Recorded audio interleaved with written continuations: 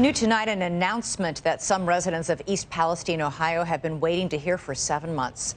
The Environmental Protection Agency and Norfolk Southern say they will expand their work zone to look for possible contamination following February's toxic train derailment. According to a nearly 600-page report, the EPA and the railway company will look into the extent of contamination on surfaces and in the soil outside the area where they had previously been looking. They will also try to identify potential contamination in local water sources like nearby streams. Last year, as you remember, the train derailment sent a thick black smoke billowing into the air, releasing hazardous chemicals into the small town. Some residents left East Palestine out of concern for their health. For those who stayed, life moves on, but the pain of feeling left behind is real. NewsNation's Rich McHugh has been following the story since it happened. He joins us now from East Palestine. Rich, you spoke to 2 residents who showed you what it's like to live there today. What do you think they think about this announcement today? Hi, Elizabeth. Well, they say they've been saying this for 7 months, that of course the contamination has spread, but it comes down to one point. Why won't the EPA test the air quality inside their homes? Take a look. Minutes after they burned 5 tankers full of vinyl chloride, this toxic plume of smoke smothered the area for miles. Residents scrambled to get away. You ready? I'm ready. Let's get out of here. When we came back, all it took was opening the door because the smell was so strong. So strong that Hillary Flint, who lives 4 miles from the derailment, had experts from Wayne State University test her soil and inside her home. And that ended up being the proof that inside my home was affected. What did they find? Ethyl hexyl acrylate.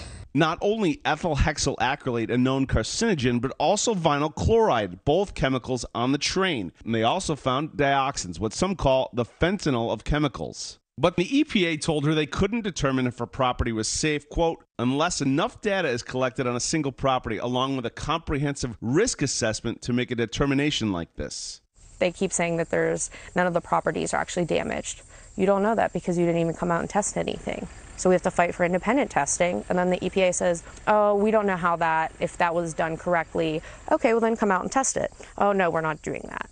In 2020, Flint was diagnosed with renal cell carcinoma, but after treatment is in remission. Having come through that successfully, now having to face this, how does that all feel? Scary, because I know someone like me can be more affected by, an environmental crisis. I'm more likely to get sick. But when inside her home, and as recently as last week, she's had respiratory issues, mysterious rashes, bruising on her arm and around her eyes. No idea what's going on with my eye. Today, she's made the decision to leave and move out of state. It's tough to leave a place that's been, I'm the 4th generation to live in that house. My great-grandma built it, and we don't even know what we're going to do with it. But what I know is right now, the most important thing is to, protect ourselves. Candace DeSanzo grew up in this house, but since the derailment, relocated out of town with her young kids. She asked to be permanently relocated, but says they declined. Honestly, they told me this gravy train's going to be leaving. And what are you going to do then? And I told them, well, when that time comes. You felt that they were threatening you? Oh, yeah, definitely. Independent tests have confirmed the presence of dioxins inside her home and her soil. We can't live here anymore. It's not safe. They have not cleaned things up properly. They refuse to test people's home. They refuse to test my children. You want me to stay in this town? Test my home. Test my children. 7 months in, they say the problems they face are growing. I definitely thought that we would be somewhere. We would have some type of disaster declaration. The EPA would be helping us more. Maybe FEMA would have been in here. What does somebody have to do before we get help? Is my 1-year-old son going to have to fall over dead and die and lose his life before somebody will actually listen to me that something is wrong here? It's mind-blowing because you don't think that this is what goes on in the United States of America.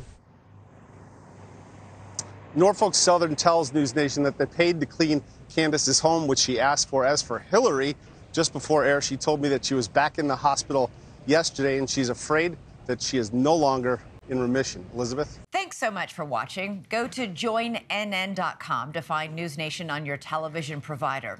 And don't forget to click the red subscribe button below to get more of NewsNation's fact-driven, unbiased coverage.